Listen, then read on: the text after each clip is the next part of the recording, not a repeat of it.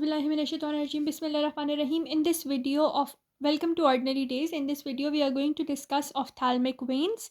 Ophthalmic vein, this type of vein is present superior to the optic nerve. So this is the optic nerve. So this ophthalmic vein is present superior to this nerve and it receives the tributaries which are corresponding to the artery. For example, when we were discussing ophthalmic artery in our previous video, I told you that on the lateral side and on the medial side there are two things. In this diagram you can see on the lateral side there was the lacrimal branch, on the medial side we had the supratrochlear and dorsal nasal branches. So these are actually similar over here. The lateral side has lacrimal vein which is draining into the ophthalmic vein, and on the medial side we have the superior trochlear and the dorsal nasal branches which are going to drain into the ophthalmic vein. Apart from these tributaries, it also has two things or two communication.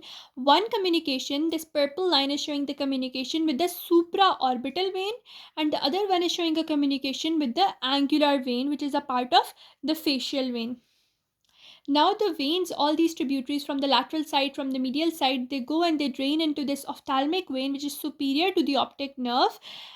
This ophthalmic vein then passes through this superior orbital fissure and drains into the cavernous sinus.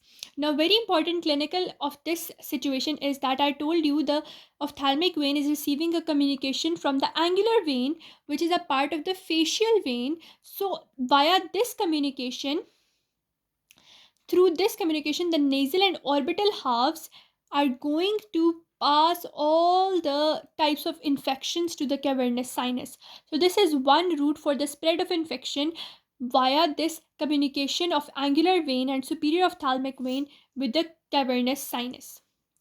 Now, after doing the superior ophthalmic vein, we are going to discuss the inferior ophthalmic vein. So as the name suggests, inferior is going to be inferior to the optic nerve.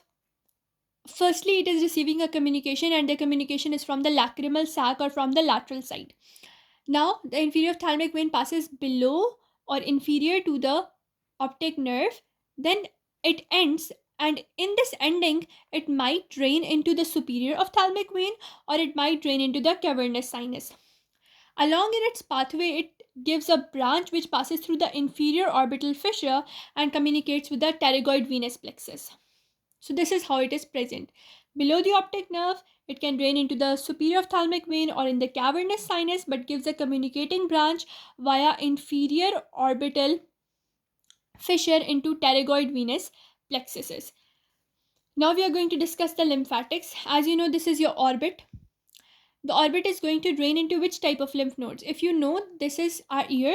So lymph nodes present anterior to the ear are preauricular, posterior to the ear are postauricular. So where is the ophthalmic vein or the orbital portion going to drain? It is going to drain into the preauricular parotid lymph nodes. So with that, we are done with the ophthalmic vein, inferior ophthalmic vein, and the lymphatics related to the orbit. In the next video, inshallah, we'll start the nerves of the orbit, that are the optic nerve, etc., etc. You can take screenshot of this ophthalmic vein. You can take screenshot of the inferior ophthalmic vein. And with this, we will meet in the next video. Please like, share, and subscribe to my videos for more content.